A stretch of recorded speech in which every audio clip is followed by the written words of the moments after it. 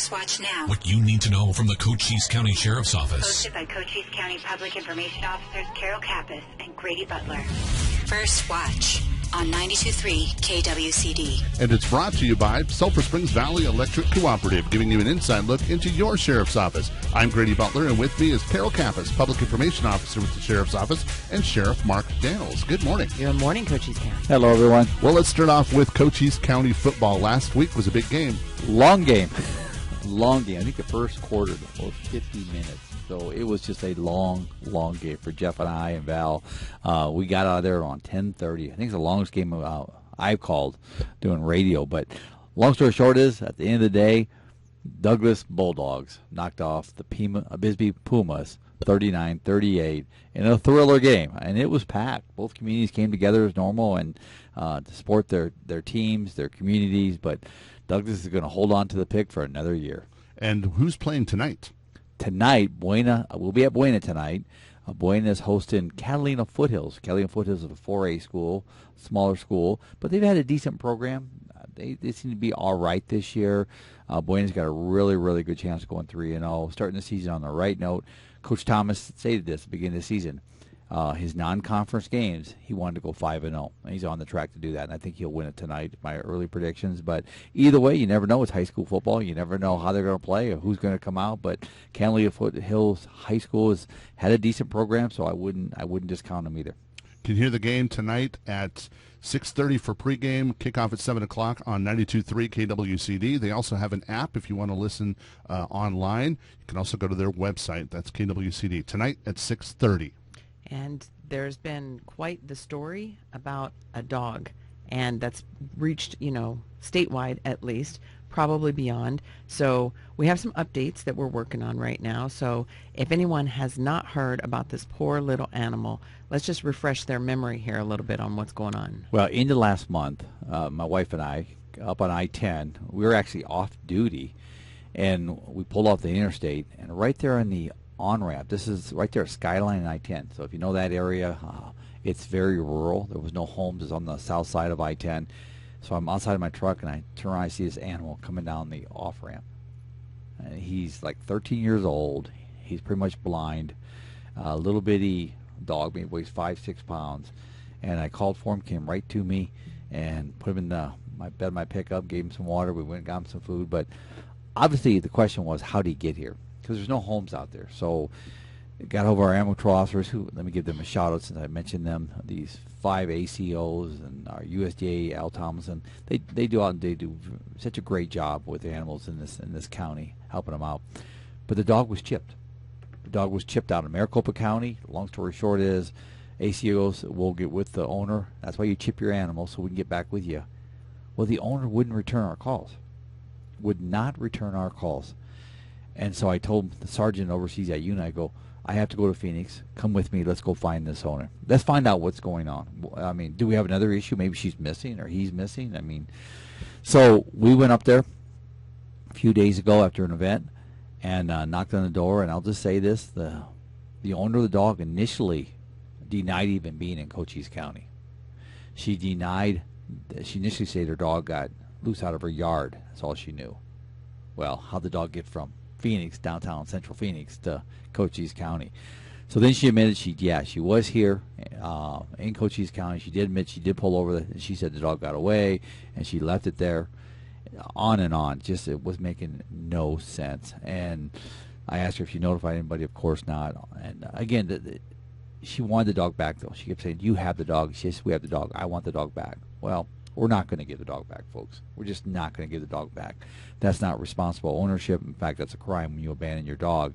And I even questioned the dog because she said it ran off. This dog didn't run off from anybody. So there was no credibility in anything she said, but she failed to even notify us.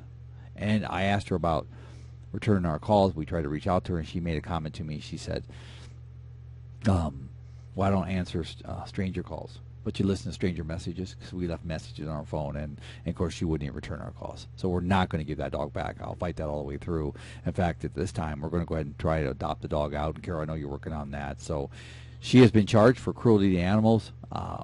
She'll be back in court here in Cochise County in a couple weeks to defend those charges. But in the meantime, we're very confident that the charge is viable for what the situation dictated. But first of all, the dog's very lucky he didn't get killed by a semi or any car going 75 on I-10 there, and but he's in good hands now.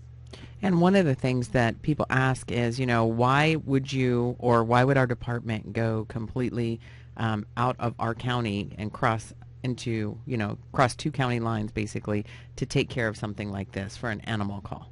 Well, let me just say this. First of all, and this is an educational thing, law enforcement in the state of Arizona, your state peace officers, we can go anywhere in the state. If this would have been a dog from New Mexico, for example, we would have worked with our partners over there, because a crime's a crime. We're the voice, we're the advocate of our animals, our domesticated animals, and even the feral ones when it comes to that. And so we're going to do what's right. But this has got a bigger implication. And when you will leave an animal along a rural interstate, we're going to try to find out why. And that's what we did here. Unfortunately, the why didn't match a reasonable explanation, so she was charged for a criminal offense. But it's what we do. It truly is. So if it's okay to drop an animal in Cochise County and we don't do anything about it, shame on us for not following up on that. We were already in Phoenix for another event. We took advantage of being in Phoenix. That's why we followed up on that, and now she has some charges to file. The law is the law. It's not based on counties or states. Another thing that keeps making headlines is pursuits, and there was a pursuit in Douglas. There is, and we talked about this on the show last week, Grady. Our pursuits are up. These deadly, vulnerable, high-risk pursuits are up throughout Cochise County. It's not a day goes by. We're dealing with it. I'll speak on that in a minute. We'll reference our request to the state. But sadly, we had 3 killed yesterday in the east side of the county down in Douglas area. Again, a smuggler hit a citizen. I understand. I don't know all the conditions of the citizen yet. But bottom line is this. 3 died. I know there are others injured. It's just mass destruction within a community again, within our county again.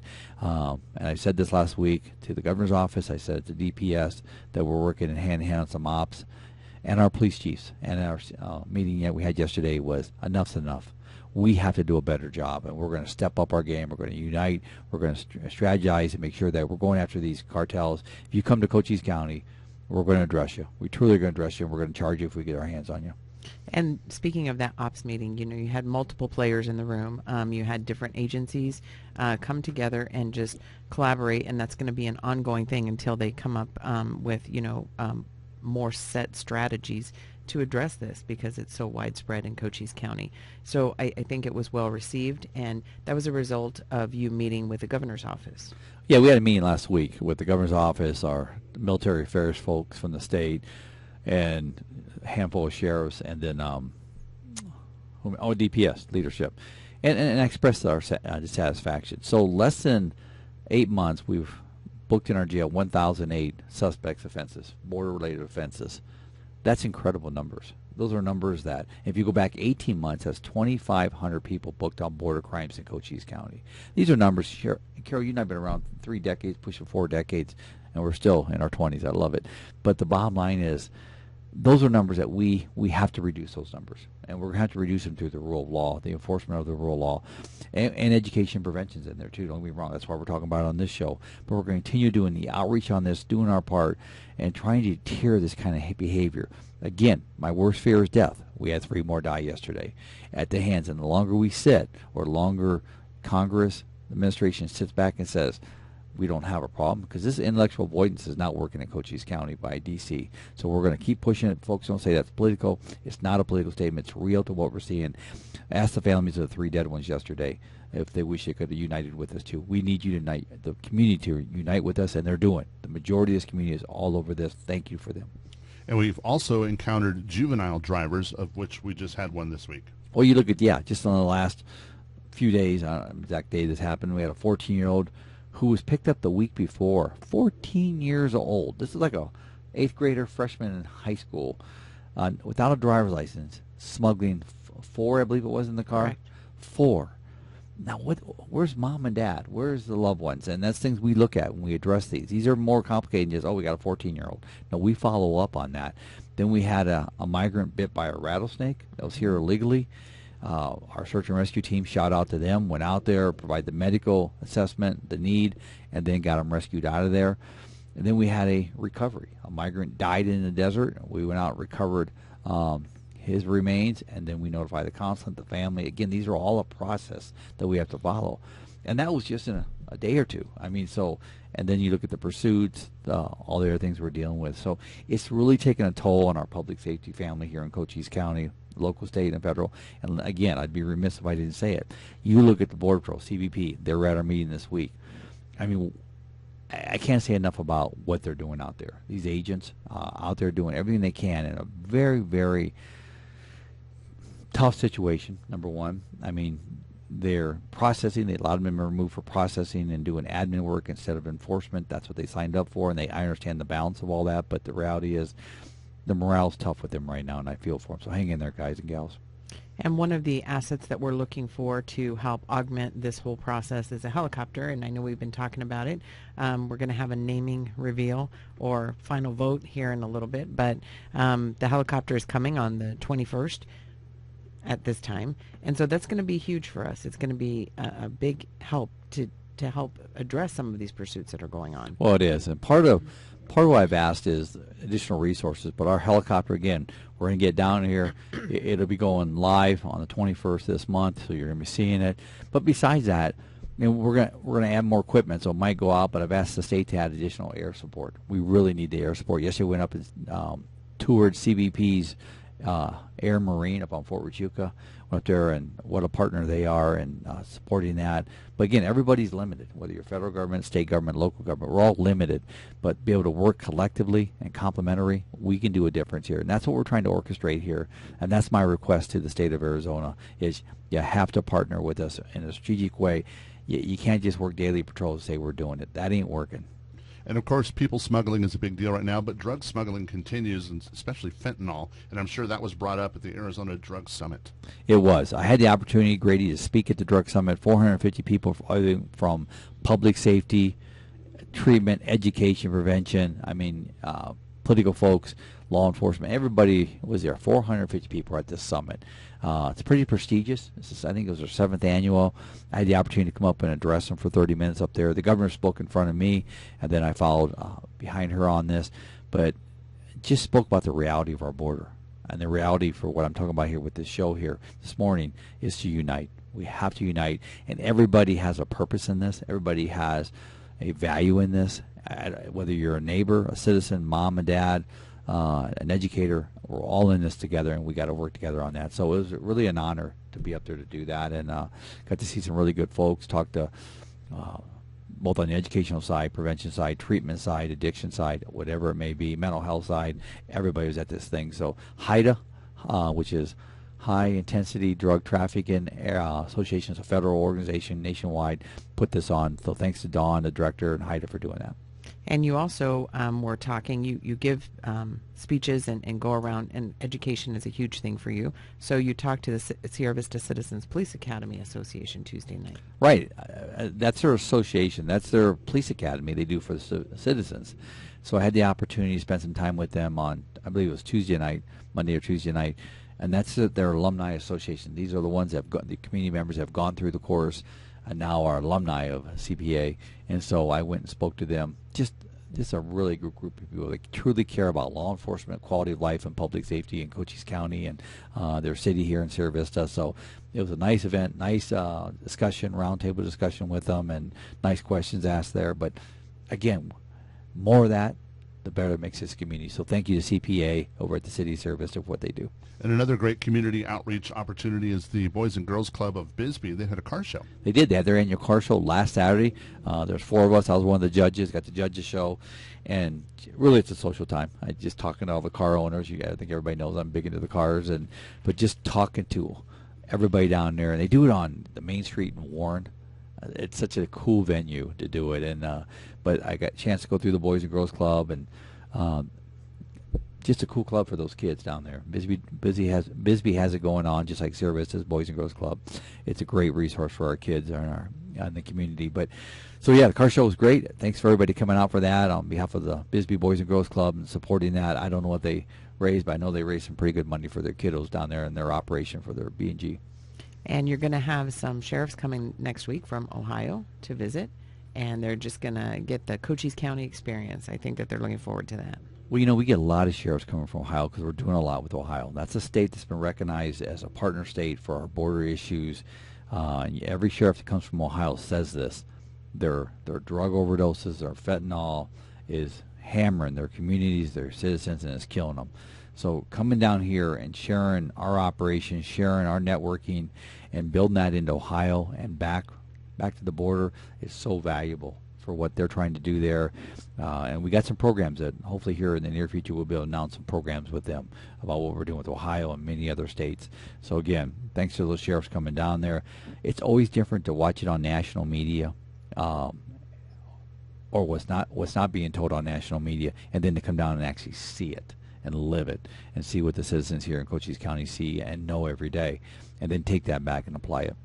And so there was also an event that you were at yesterday where Juan Ciscomani opened an office in Sierra Vista. He did. So Juan Ciscomani, our congressional member for Cochise, actually represents 5 counties: Graham, Greenlee, Cochise, Pima, and Pinal. That's that redistricting they just did.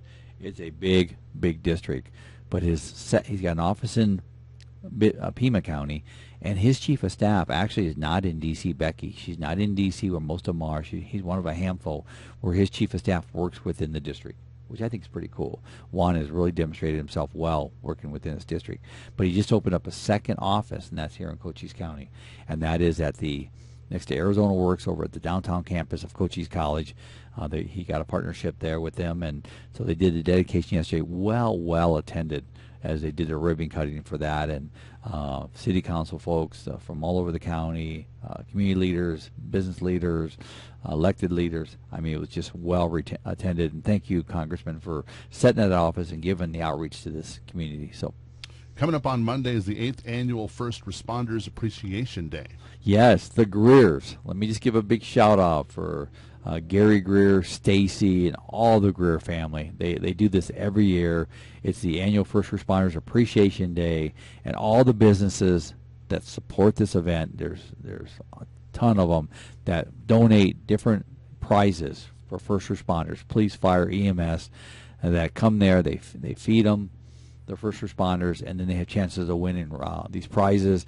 But it's just, the Greers have been there. You look back all the way to the Monument Fire in 2011, where the Greers actually set up a command post for the community, was feeding people, helping with animals, you name it, the Greers were there.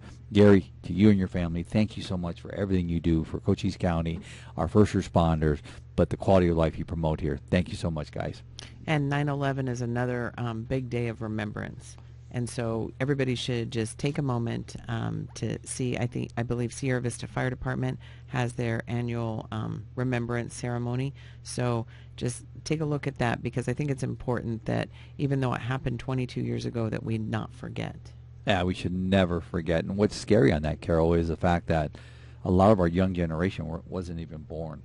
I mean, time goes so fast, and so the impact that all three of us and a lot of our viewers today are listening to, they understand it. But our new generation is going to guide this history, this negative history, to the future. Weren't even born. So yeah, you think that day, 2,977 people were killed. Americans were killed in this country at the hands of pure evil, and you from New York, Washington D.C., and Pennsylvania, all because they wanted to attack our country. I mean, on the homeland. So again, please take the time when you heard that attack, what was going on, what were you doing, as Alan Jackson says. I mean, that song, Where Were You on that day? So take a look at that. Remember it. Let's never forget it. Share it with your young people about the importance of who we are as a country, and those that lost their lives, and especially the family members that are still on earth. Say a prayer for all that. Thank you, everyone. And before you go, your safety message has to do with snakes.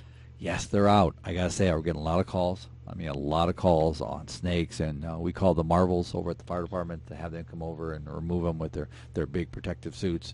We don't get to wear that. So, but if you have a snake, go ahead and call our CCOM, our Regional Dispatch Center, and they'll send out hopefully a fireman, because that probably won't be me. And but the bottom line is, yeah, I had a rattlesnake, a baby rattlesnake, between our garage and our house last night. So, and that's only the second snake I think we've ever had at our house. Fortunately, it's the second one in 2 weeks. So, and I keep my grass low, folks. Defensible space, both for fires and snakes. Keep your grass, keep your weeds cut, because otherwise they're going to come in more and more packs. And before you go, let's invite everybody to Cochise County football. Yeah.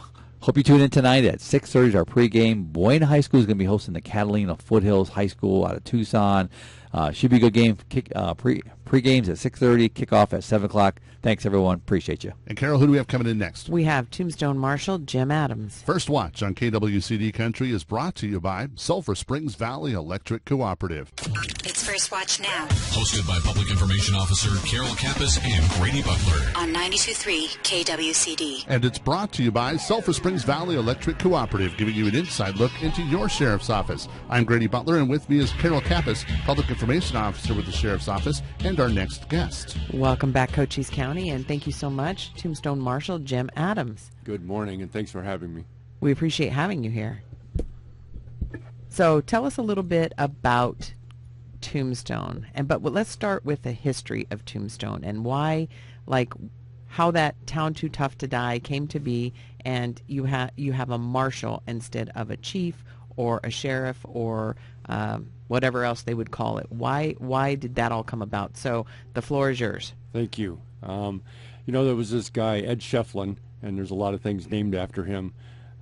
He was a prospector, but he was also attached to Fort Huachuca back in about 1877, I believe it was, and he would go out into the wilderness, so to speak, and do some prospecting, and a lot of his cohorts would tell him, the only thing you're going to find out there is your tombstone. And because there was Apaches out there, and it was just a lot of danger. I mean, it's wild country, as we know. And he struck silver, and he named his first mining claim the Tombstone. And so naturally, once it really started to kick off, and Tombstone became the second biggest city west of the Mississippi behind San Francisco, there was a huge draw. And there's a lot of mines that are still there, and obviously not active as much as they used to be, but the town just sprung up basically overnight. And in 1880, of course, everybody knows about the gunfight at the OK Corral, but half of Tombstone burned down in 1880. They rebuilt it, and in 1881, the other half burned down, plus a little bit of the first group. And so it just became that town too tough to die. I mean, we just bounced back from adversity, and even now, 140 years later, we're a smaller town, 1,300 people, but we get 500,000 visitors every year because, it is such a historic place. Naturally, the movie, I'm sure, had a lot to do with that. Yeah, the movie is cool. You guys just had a reunion in Tombstone too from the movie. We did. We had the 30th anniversary. We had 9 or 10 of the actors were there. It was just really cool. It was great to meet them and to have them back in Tombstone. Matter of fact, you guys have events all the time based on history and the Old West, and you've got Eldorado Days coming up as well. We do. Eldorado is an annual event, and it's 90-something year. It's in October. That's really the kickoff of our biggest tourist season. It's a little slower in the summer. I mean, it's the desert, it's hot, but tourism is always a big draw into Tombstone. What's cool is there's a lot of side shows and gunfights and all that stuff that happen in Tombstone, and I've actually seen you in some of those plays. That's really fun. It is, yeah. I always joke that we have 12 scheduled gunfights every day, and every once in a while we'll have a 13th one. But I have got to jump in on a couple of them, and it is great fun. It's a fantastic attraction, and people just eat it up, and we love it just being there.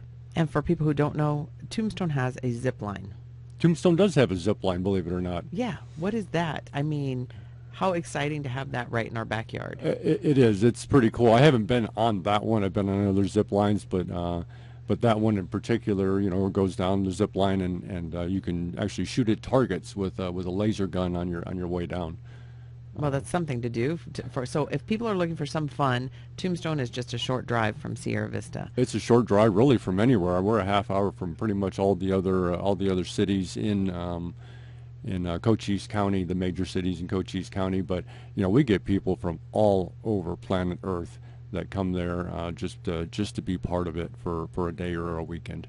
Well, let's talk about some of the law enforcement issues in Tombstone itself. I mean, because you're still close to the border and you still have smuggling issues as well. Absolutely. Again, we're right there in that kind of geographic center, and Highway 80 runs right through the heart of our town. It starts at the international border in Douglas, comes through Bisbee, comes through Tombstone, goes through St. David and Benson, and then it hits Interstate 10. So, really the philosophy is if we can't stop human smuggling and drug trafficking on that little piece of road coming through Tombstone, it's going to get to the interior of the country. So we're really hitting it hard, especially lately. Last month, just as an example, we had about a dozen smuggling cases just from the Tombstone Marshal's office, and about a half a dozen high-speed pursuits. They're exceedingly dangerous. We do our best to protect our populace from that. We try not to pursue in town. We try and get them actually outside of town, and we'll chase them from there. And you were mentioning your March stat was 11 pursuits, I believe, and you had some fun fact about 11 pursuits, and that was? Yes, ma'am. So March was just, I hate to use the word, but it was unprecedented. We had 11 high-speed pursuits in Tombstone in March, and in my entire law enforcement career before coming to Tombstone, I had not been in 11 high-speed pursuits. It was really an uncommon, rare thing, and it was the philosophy at the time was, we're not really going to chase you unless we absolutely have to because of the danger involved. That narrative is flipped because now if we don't chase them, and I'll make an example about something that happened yesterday, if we don't chase them, we have some liability there because these people are so dangerous, they're so reckless. And just yesterday, somebody who was not being chased slammed into another car and killed multiple people. It wasn't in Tombstone, but it's here in Cochise County, and so we have kind of a message for the smugglers in our town. It's go around or go to jail. We just want to stop people coming up Highway 80, and we're going to get out there and we're going to work interdiction, and we're going to make that happen. We just got 3 police canines doing drug detection. We have 1 tracking dog as well. So we're setting some new historical boundaries in Tombstone, Arizona. That's great that you say historical too, because it's such a historical town. It is. I love Tombstone. I actually live in Sierra Vista, but I always enjoyed going there. I loved the movie, and it's just fantastic to be part of that team and part of that community. Well, we thank you for coming in, and go ahead and send out a message to your Tombstone community before you go. I'll tell you what, you got to be vigilant. And, we learned when we were kindergarten, you look both ways before you cross the street. It applies today. It doesn't matter if your light's green. I look left, I look right, I look left, and then I'll cross that intersection. Check your rearview mirror, because these people will come up behind you at a high rate of speed. They might hit you, they'll run you off the road, they'll cut you off. Just please be careful out there. Well, Marshal Adams, we thank you for coming and talking to us today about Tombstone. Thanks, Grady, and thanks, Carol. It's great seeing you both. And Carol, who do we have coming in next? We have Adam Curtis from the city of Sierra Vista. First Watch on KWCD Country is brought to you by Sulphur Springs Valley Electric Cooperative. It's First Watch Now. Hosted by Public Information Officer Carol Kappas and Grady Butler. On 92.3 KWCD. And it's brought to you by Sulphur Springs Valley Electric Cooperative, giving you an inside look into your sheriff's office. I'm Grady Butler, and with me is Carol Kappas, Public Information Officer with the Sheriff's Office, and our next guest. Welcome back, Cochise County, and welcome, Adam Curtis. How are you doing? I'm doing pretty good. Good morning, everybody. So tell us a little bit about your title and what you do at the city, and we'll kick it off from there. Okay, so I'm the communications manager with the city of Sierra Vista. So I basically take care of all our public affairs, marketing, and communication stuff. And so that includes a lot of different public engagement campaigns and event advertisement, that kind of stuff. So one of the big campaigns we're running right now is for our general plan. That is the Vista 2040 general plan. And basically every city in the state is required to update their general plan every 10 years. And this is the very broad blueprint that kind of tells us how we're going to develop in the future. So this is the public's chance to kind of provide the input to help inform the development of that plan. So if people, want to engage with the city, want to kind of help us envision what Sierra Vista could look and feel like 10 years from now, this is your chance to do that. So the public input period will go through December 31st. There's a brief online survey you can fill out and an engagement page you can participate in. To find out more about that, just go to our website, sierravista.az.gov. That's sierravista.az.gov. Now, can they input anything from like stoplights to parks and roads? I mean, what kind of things can they give input to? Yeah, so this is very broad. So this pretty much covers everything we do. So absolutely. Roads, transportation needs, if you like our multi-use pass, if you think there are connections that we need, things we could do better, all that kind of stuff. So the survey will ask you questions like, what do you love about Sierra Vista? What could we do better? What would you like to see? It touches on stuff like environmental stewardship, transportation, education, public safety, services, kind of everything that the city touches, basically. So it's a really good chance for everyone to participate because, everyone should care about this. It's a little hard to get people to participate because it's so general, honestly. When there's a particular park in your neighborhood, you care about that, and you kind of, it's easier to spark participation in some of those efforts.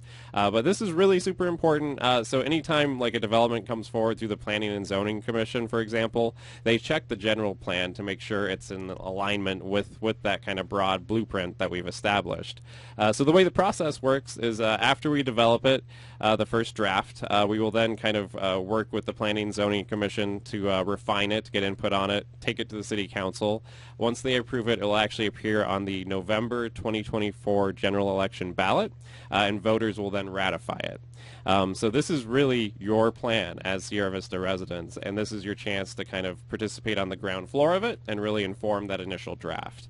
So again, go to sierravista.az.gov. There'll be a big link that you'll see on the homepage slider there. That'll take you over to sierravista.az.gov/Vista 2040. But basically, it's a pretty simple survey to complete, and also some comment fields that are very general, so you can really offer any input you would like to offer. We really want to hear anything you have to say. Really just kind of think about what you want to see in your community in the next 10 years, and that's what we want to hear from you. So again, that's the Vista 2040 general plan, and you can find out more about all of that and participate in the process by going to our homepage, sierravista.az.gov. And we're also going to be working with our citizen commissions to gain input on that plan, and that's another great way for folks to get involved with your local government. And there's a lot of different kind of areas of interest that you can participate in. So there's like an Arts and Humanities Commission, Disability Issues, Environmental Stewardship, Neighborhoods Commission, Parks and Rec, Tourism, Youth. So there's kind of a diverse array of topics and kind of niche areas you can kind of participate in, and you basically sit on this kind of volunteer citizen commission, and you provide recommendations and stuff like that for the city council. You will also be kind of tasked with going through this general plan process and kind of providing input into that as well. So you can find out more about that on our website as well. Just find the commissions page or just search for commissions on the website. You'll find a page that tells you about vacancies and application and all that kind of stuff. But if you're looking to get involved, just kind of learn more about your city or actually like start to engage and make a difference, that's a great place to start. So shifting gears, though, we have a big fall festival coming up next weekend. It's our biggest fall festival, and that's Oktoberfest on Friday, September 15th, and Saturday, September 16th. And people who have lived in Sierra Vista know about it, and it's kind of the same drill as years before. So we have a big carnival in the park. That's the Sun Valley Rides Carnival, and they kind of partner with us in this event. But on Friday, it'll run from 5 to 11 p.m., and then on Saturday, it's from 11 a.m. to 11 p.m., and there's just a lot of fun and entertainment. There's arts and crafts, a beer garden, carnival, live music, food. There's like an Oompah band, of course, in the big tent in the park. So this all happens in Veterans Memorial Park. And live music will be the Oompah Band, 5 to 7 p.m. on Friday, and then the Hamptons on the Pavilion stage at 7 to 11 p.m. on Friday. And pretty much the same drill on Saturday with the Oompah Band starting a little earlier, 1 to 4 p.m., and then the Hamptons again from 7 to 11 p.m.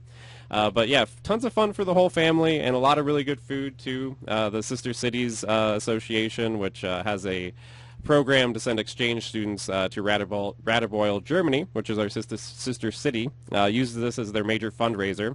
So they'll be selling like bratwurst and other German cuisine out there. There's a lot of other really good food trucks. So please come out next weekend for Oktoberfest. It'll be a lot of fun and a great way to kick off the fall event season in Sierra Vista. And you also have you cover so many things in the city. You also have some information about adopting dogs. That's right. So we are really, really full at the Nancy J. Brewer Animal Care Center. That means we have a lot of awesome dogs in need of loving homes, and there's really a good variety to choose from. But we really need some help adopting them out, and that's why we're doing this Adoption Upon Donation special. So through September 16th, so you have one more week, you can get a dog for as little as a $5 donation. And it doesn't have to be $5. It could be $5 worth of pet supplies. You can also donate more, absolutely, and they would appreciate that.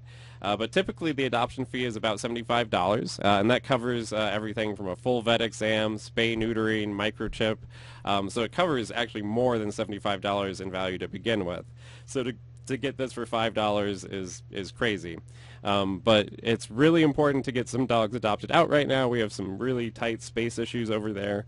So if you're at all interested, this is a great time to check out if you just find, your new furry family member that you fall in love with. So definitely go check out the Nancy J. Brewer Animal Care Center. They also have a Facebook page, and we kind of feature different dogs each week and that kind of stuff. You can also find them on petfinder.com and search for dogs that way as well. But I definitely recommend you go in person. There's just a huge amount of dogs there right now, and just a lot of really, really cool ones. Different breeds, different ages, a really wide variety. So please go check that out, and you might just fall in love with somebody and have to adopt them. All right. Well, Adam Curtis from the city of Sierra Vista, we thank you for coming and talking to us today and catching us up on all of that. You always have so much good information. Absolutely. I really appreciate you guys too. And Carol, who do we have coming in next? We have Sergeants Wachtel and Yeoman, and they're going to talk about DUI Task Force. First Watch on KWCD Country is brought to you by Sulphur Springs Valley Electric Cooperative. It's First Watch Now. Hosted by Public Information Officer Carol Kappas and Grady Butler. On 92.3 KWCD. And it's brought to you by Sulphur Springs Valley Electric Cooperative. I'm Grady Butler, and with me is Carol Kappas, Public Information Officer with the Sheriff's Office. And our next guest from the Sierra Vista Police Department is Sergeant Wachtel. Good morning. Good morning, Grady. Good morning, Cochise County. So another DUI task force is going to be this weekend, and this time it's in Bisbee. That's correct. Normally when I'm on the radio, I mostly talk about the details that happen here in Sierra Vista, but this time Bisbee PD reached out to us, and the Blues in Bisbee event is going on this Saturday night. So from 6 o'clock until 2 o'clock in the morning, the Southeastern Arizona DUI Task Force will be out there. So I was able to contact all the agencies, and we'll be out there and driving around in Bisbee. So it's not just Bisbee and Sierra Vista police cars. You're going to see other multiple agencies out. That's correct. It'll be Sierra Vista Police Department, obviously Bisbee Police Department,